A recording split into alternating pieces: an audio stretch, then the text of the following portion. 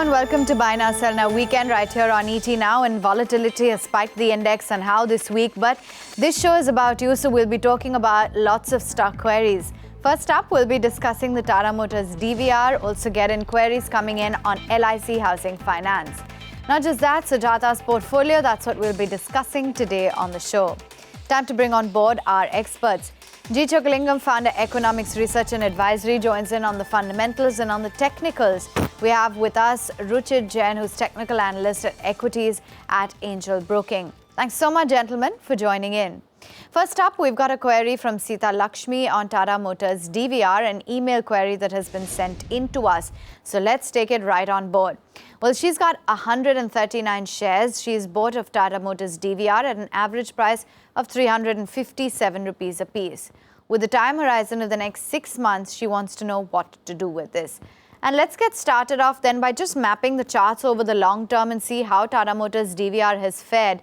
Her buy price is fairly high and the stock has declined since then to 297. The last 1 month may have seen a gain, but reflection of the longer term charts will definitely show that there has been a little bit of weakness. Perhaps the 6 month or 1 year chart will show you that in the last 1 year, it's been absolutely meager, a return of just about 2.9%. There's been a lot of hope pinned on the Tata Motors DVR as a whole, Mr. Chokkalingam. But given her hefty buy price, is this a keeper in the portfolio? What would you advise? I would still suggest sell and buy Maruti Suzuki. Both tactically and also in terms of economic fundamentals. Tactically, Maruti has fallen a lot from its 52-week peak, whereas Tata Motor, from the 52-week bottom, has already moved up almost 50%. And generally, to some extent, DVR also follows that. Now, Tata Motor, I have my own doubt on JLR margin. We had seen some pressure in China. Going ahead, I see pressure coming from both US and UK, because both these economies now recently reported anywhere from 0.4 to 0.5% GDP growth. So the slowdown in the economy of UK and USA definitely will apply more pressure on the margin for JLR business. Therefore, I would suggest this switch. Okay. A preferred option would definitely be in the auto space, and Mr. Chokkalingam is pretty upbeat instead on Maruti. But let's take a call then on the technicals as well. And given the kind of chart pattern we've witnessed, Ruchit, do you think that holding on to Tata Motors is a prudent strategy, or would you perhaps also have another recommendation that our investor can look to put money into? Overall, although the short-term trend has been positive since last 2 months, the stock has moved higher from its low of 220 to about almost above 300 levels.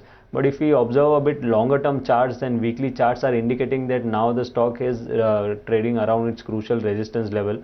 The stock had corrected from its all-time high of 380 to 200 in 2015. An exact 61.8% retracement of that is coming around 305, 310 zone. So technically, whenever such pullback moves are there, 61.8% retracement level tends to act as a crucial resistance, and that's where the stock is trading now.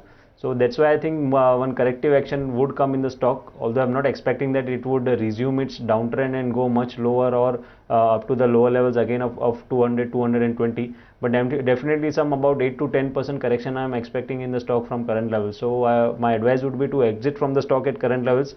It's quite possible the stock would correct to 272, which has now become a support base.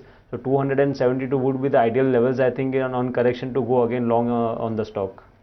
Okay, that's the call coming in on some important technical levels as well to map out on the Tata Motors DVR, and Ruchit's advice as well on the technical side is in fact that you could exit at the current levels.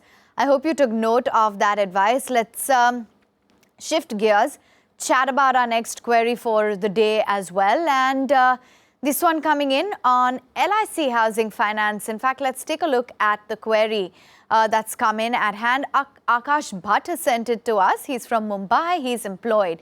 Now, he's got 20 shares of LIC Housing Finance. His buy price, 485 rupees per share. The question is, should he hold, sell or buy more?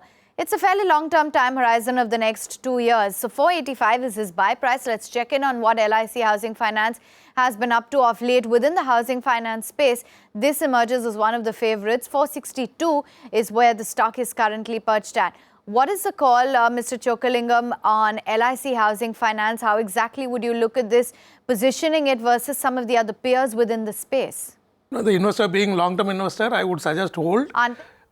If there is any marginal correction also, I would suggest accumulate, because despite economy going through tough time in the last 2-3 years, LIC Housing has maintained a significant growth on both top line and also bottom line. Its disbursement also is growing very decently. So therefore, I would suggest accumulate on declines. Okay, that's the word of advice coming in, accumulate on declines. Let's just take a quick look as to what the earnings have been as well for the fourth quarter for LIC Housing Finance. Profits have been impressive at 448, stable quarters, perhaps how you could describe it. The net interest income also at a steady 26% higher to 821 crore rupees. What would be your advice, Ruchit? Is a good time to buy LIC Housing Finance now? Do you think that our investors should stay put when it comes to this call?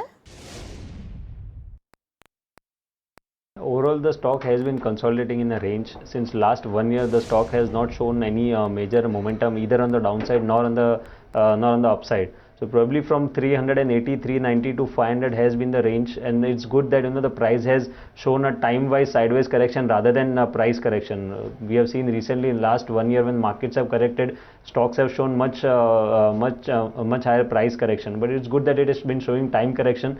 Once this time correction is over, that stock would resume its previous uptrend, and I think would move much above 500 levels, which were the recent highs. So it would be advisable to continue to holding the stock. Major support on the long-term charts is now coming around 425, I think, which has become a base for the stock. So any declines in next 1 month or 2 months, if the stock comes around 425, it would be a good opportunity to accumulate and again add the stock to the portfolio. Okay, that's the call coming in. So you can look to hold on at the current levels as well as add on some more. LIC Housing Finance on the fundamentals as well as on the technicals is a big thumbs up. Let's slip into a quick break, but on the other side, we've got Sujata's portfolio. We'll be discussing that in our Portfolio Advisor segment. Don't go anywhere.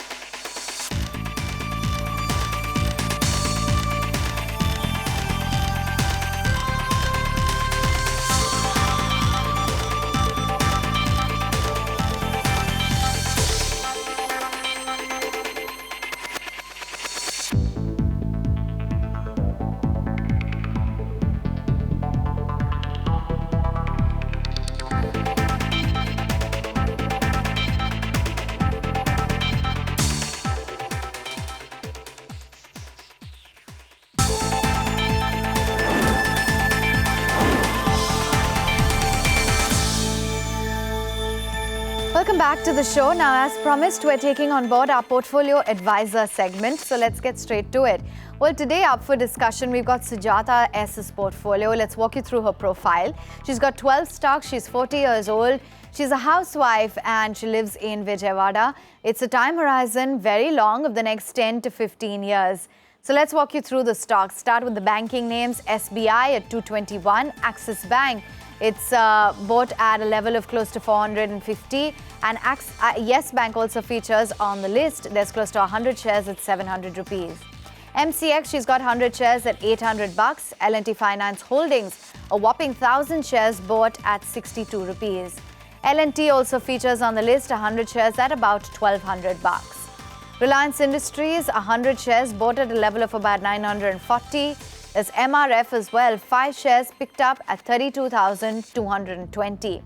Moving on to Glenmark, 150 shares. She's bought that at a level of 588. Power Grid features on the list at 96 bucks. There's also Sterlite Technologies, close to 1,000 shares at 60 rupees. First Source, 2,500 shares bought at 32 rupees.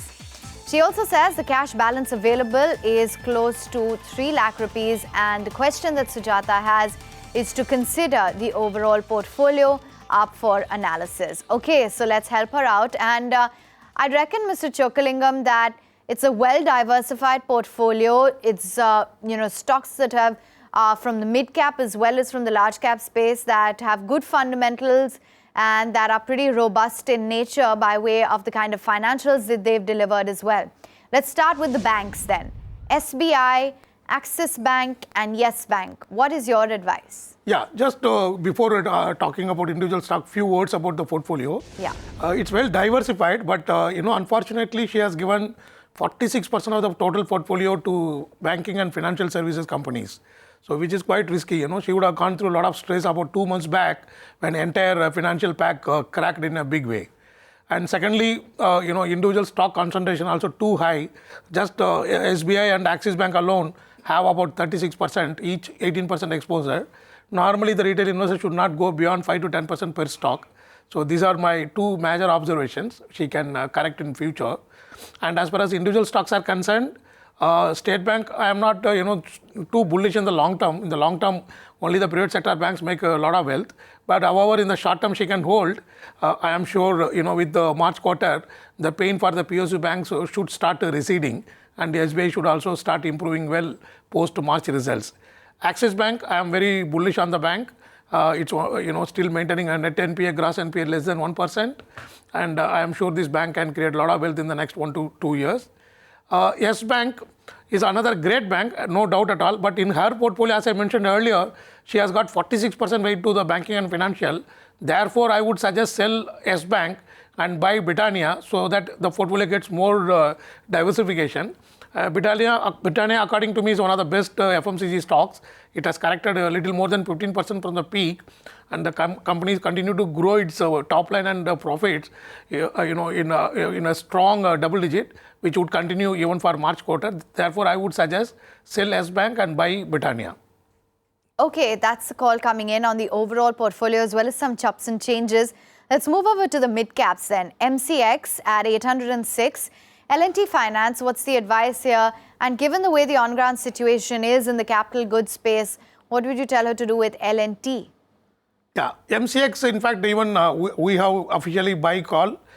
We have been buying aggressively even today. This is, according to me, is one of the great stocks because it's a monopoly in commodity exchange. All over the world, if you see, the commodity business always remained as a consistently growing business. And like LME for London, MCX is for India. And with a new stakeholder, I see a lot of room for substantial dynamism in the coming from the management, and therefore a lot of growth. It's also got a lot of cash. So I recommend strong buy also on MCX.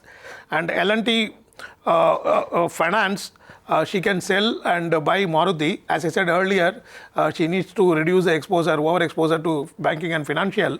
And L&T Finance also not cheap. Recently it has run up, and in terms of price to adjusted book value, it is as good, as comparable as many solidly growing big private banks. So I would suggest sell L&T Finance and buy Maruti Suzuki. She can have exposure to automobile stock in her portfolio, which is missing at present. And finally, L&T. Definitely one can hold after seeing this 30-35% correction from the peak. It has become quite attractive stock. I believe with the oil price moving up, oil price has already gone up by nearly 70% from the record low, and that is also positive for a company like L&T, which has got a significant business coming from the oil region. Okay, that's the call coming in on some of the other recommendations within the mid-cap space. Let's chat Reliance Industries. MRF at 32,220 and Glenmark, what's the advice? Making good money here. I would suggest hold on Reliance in the short term. She can try to hold it for 3 to 6 months. She should sell the moment Reliance Jio is launched, because when they charge expenditures to profit and loss account from the telecom space, I believe there will be some pressure on the margin. But certainly in the short term, I am bullish on Reliance Industry. Therefore, she can hold. And Glenmark also is a hold. It has corrected a lot along with the entire large pharma pack due to a lot of stress coming from US FDA. After the correction, according to me, the Glenmark looks quite attractive. So therefore, she can hold.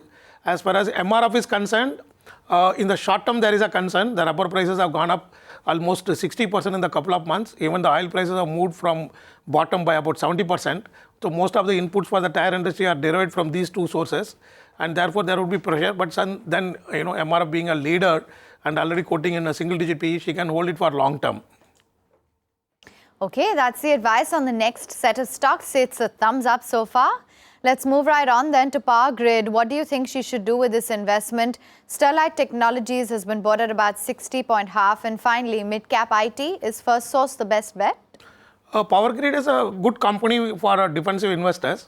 It may not create a solid wealth, but certainly, considering the growth opportunity, it's going to create a stable, wealth in a small way, but in a consistent way going ahead. So therefore, she can hold it. And Sterlite Technology, I would suggest hold till you get preference shares of the demerged entity. So after that, there is a room for adjustment the price, but that lower base of Sterlite Technology price can further see another 10-15% upside. So therefore, I would suggest wait and get the preference shares, which is estimated to be worth around 22 rupees from the demerged entity, and then wait for 10-15% upside and sell the stock. First Source is a good company, I have no doubt on that, but it has run up a lot from the bottom. I would suggest switching from First Source to Polaris.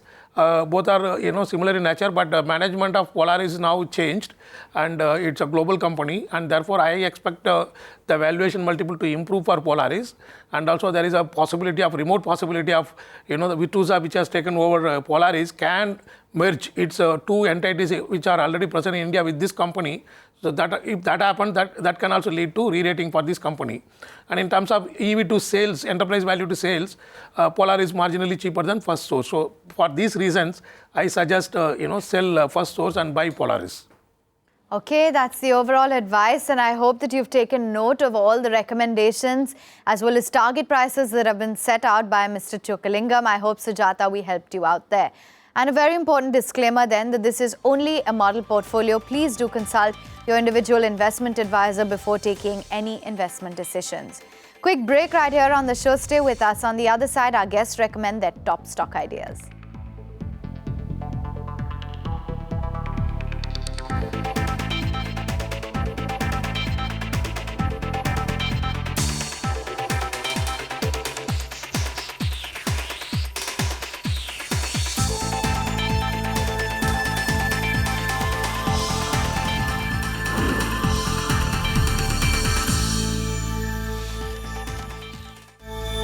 Welcome back. Let's talk a little bit about the market action that we witnessed in the week gone by. And for the Nifty, what a choppy week. Expiry, big earnings, global ramifications, all of that weighed down on the index, and we ended down by 1% on the frontline indices. Ruchit, let's get in your views on what the outlook is for the markets and what is it that you're mapping on the charts now? Overall, we still believe that market is still in a short-term uptrend. The high top, high bottom formation still continues, and we have seen that there was a trend line breakout around 7780. So now that breakout should act as a support. There is also a gap support around 7770.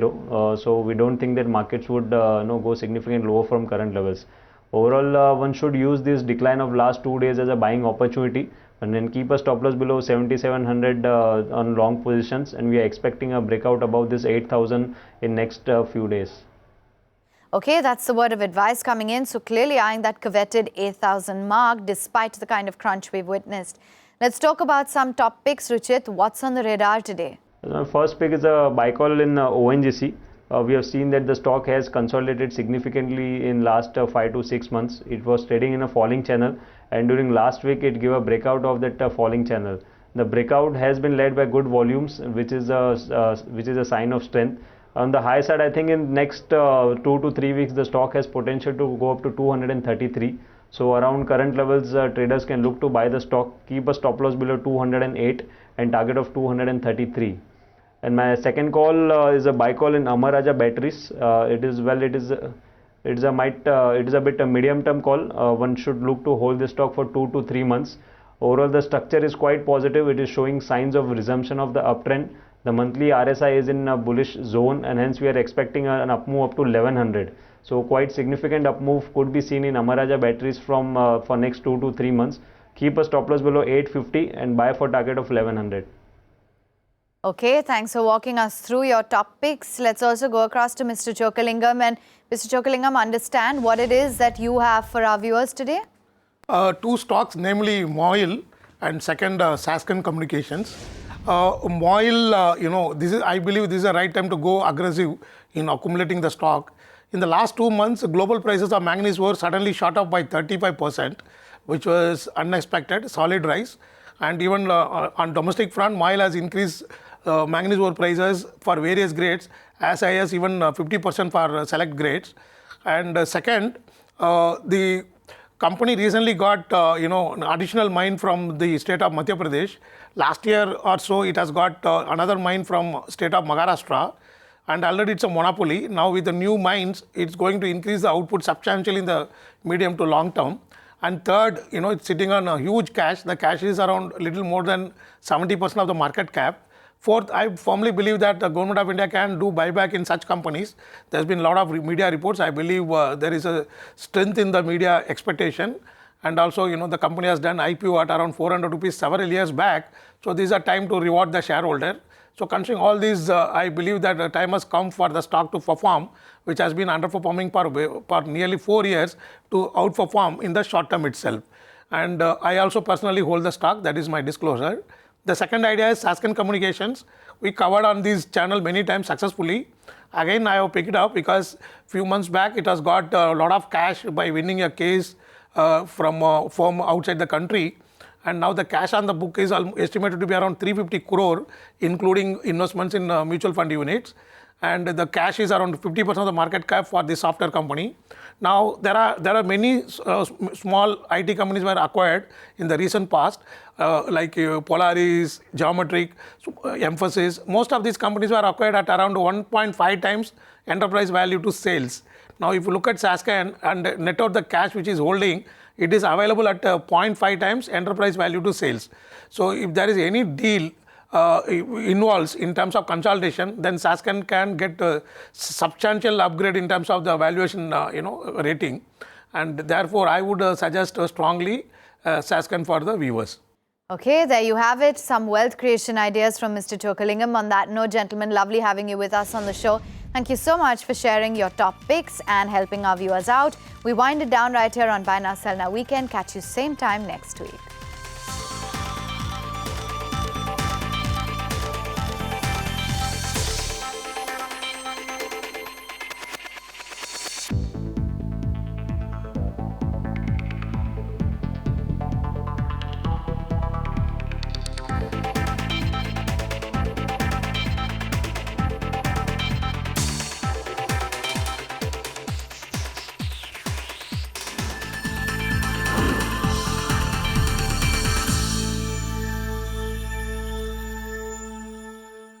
Find us on Facebook at facebook.com/ETNow and don't forget to click the like button. You can also follow us on Twitter at ETNowLive. To stay updated with all our programming, hit the subscribe button on our YouTube channel by logging on to youtube.com/user/ETNow.